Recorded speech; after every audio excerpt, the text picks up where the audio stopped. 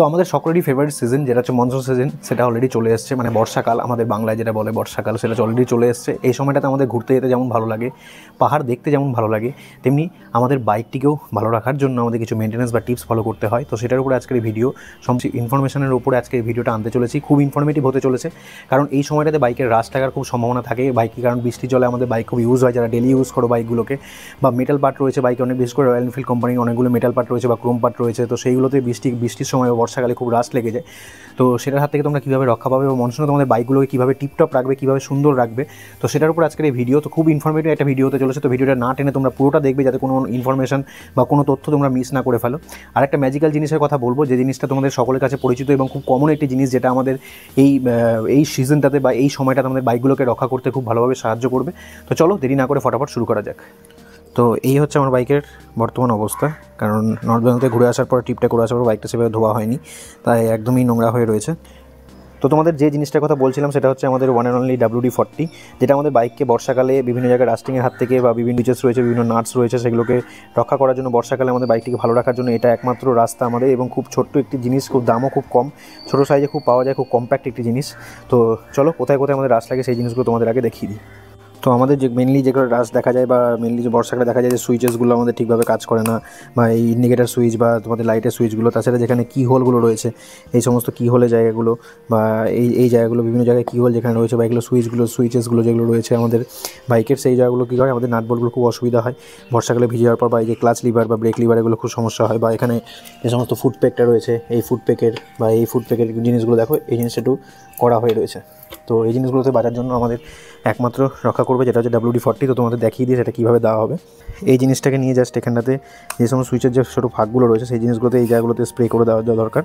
এই ছোটো ছোটো স্প্রে করে দিচ্ছে এখানে দেখো, বা এখানটাতে ভেতরে ঢুকিয়ে ভালোভাবে সুইচেসগুলোতে, এই জায়গাগুলোতে ভালোভাবে স্প্রে করে দিতে হবে। দেখতে পাচ্ছ এই সুইচেসগুলোতেও আমরা এখানেতে ভালোভাবে এখান দিয়ে স্প্রে করে দেবো।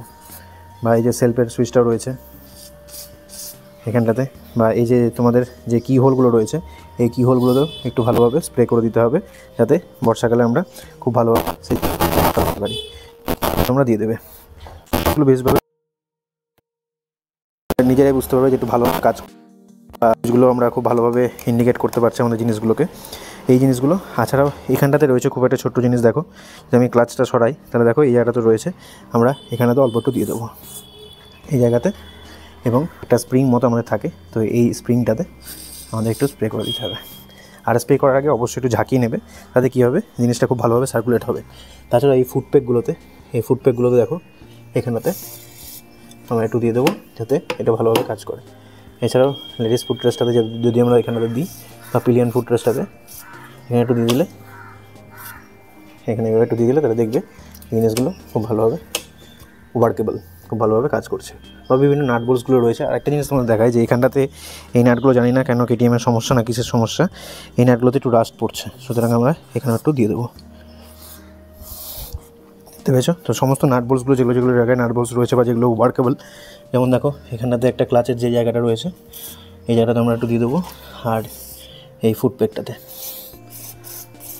দেখো, ফুটপ্যাকটা দেওয়ার পর কী হবে, এই জিনিসগুলো একটু ভালোভাবে কাজ করবে।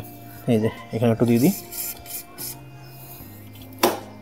এই জায়গাগুলো, তখন খুব ভালোভাবে ওয়ার্কেবল হবে।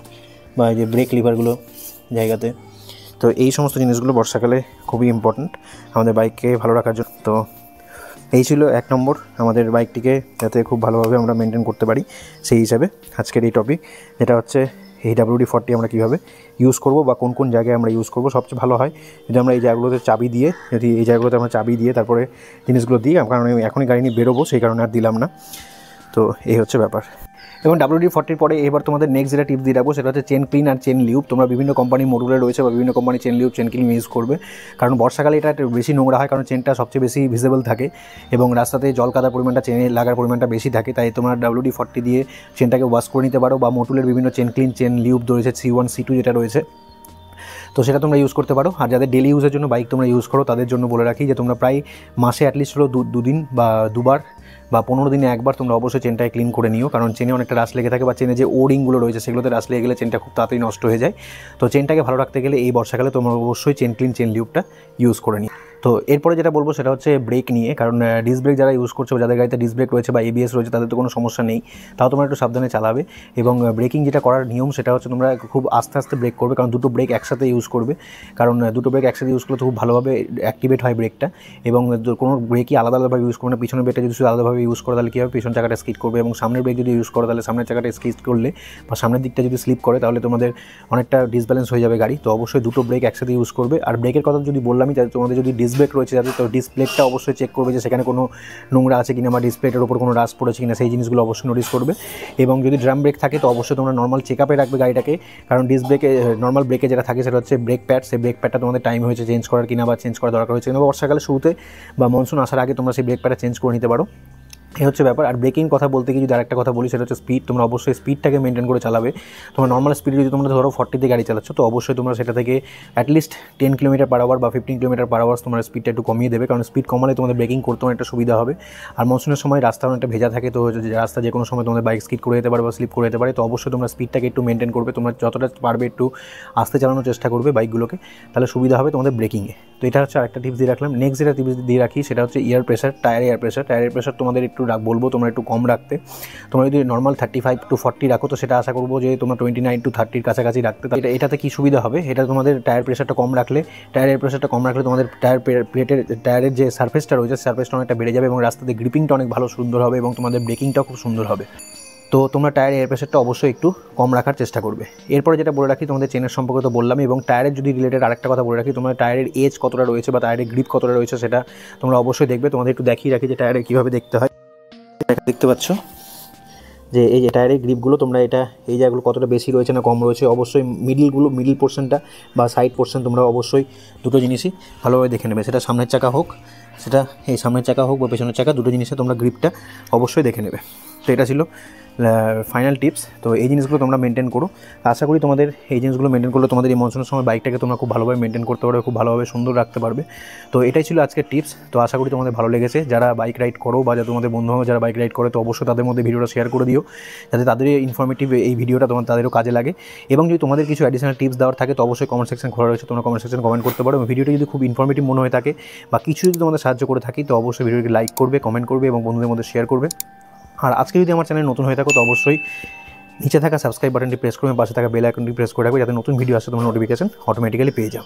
আশা করি তোমাদের আগের ভিডিওগুলো খুব ভালো লেগেছে। আমি আবার লং রাইডে বেরোতে চলেছি, কারণ মনসুন চলে এসেছে আমাদের ঘুরতে যাওয়ার সিজন। তো খুব তাড়াতাড়ি বেরোবো নতুন একটা ট্রিপে, সেই ট্রিপেরই প্ল্যানিং চলছে। তো আশা করি তোমাদের আগের ভিডিওগুলো খুব ভালো লেগেছে। তো আজকের জন্য এইটুকুই, দেখা হচ্ছে নতুন একটি এপিসোডে, নতুন ট্রিপে, নতুন পরের এপিসোডে। আজকের জন্য এইটুকুই। টেক কেয়ার, বাই বাই, নমস্কার।